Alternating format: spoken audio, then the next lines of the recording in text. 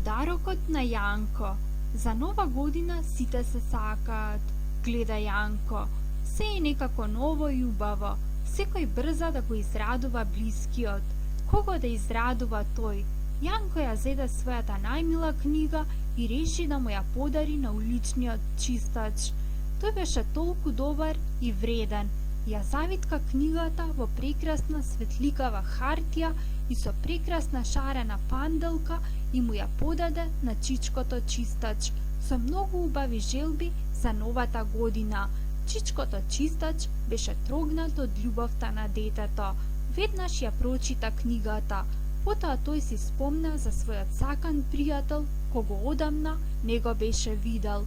Појде кај него во другиот дел од градот, носејќи му го подарокот од Јанко. Сакаше сега тој нему да му подари. Пријателот ја прочита книгата и исто така беше трогнат. Колку било пријатно некој да те сака, си рече тој. И јас би можел некого да го израдувам на ваков начин.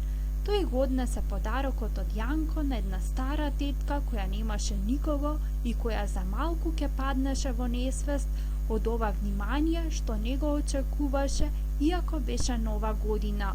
Таа ја прочита книгата и му ја подари на млекарот, што секое утро ја разбудуваше со топло миризливо млеко.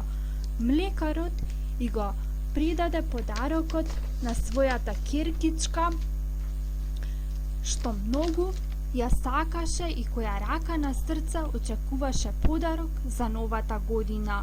Тие заедно ја прочитаа книгата, но кога керкичката виде колку е убав подарокот, го притисна на градите и реши да му ја подари книгата на својот соученик Јанко, кој секогаш се однесуваше со книгите добро и внимателно.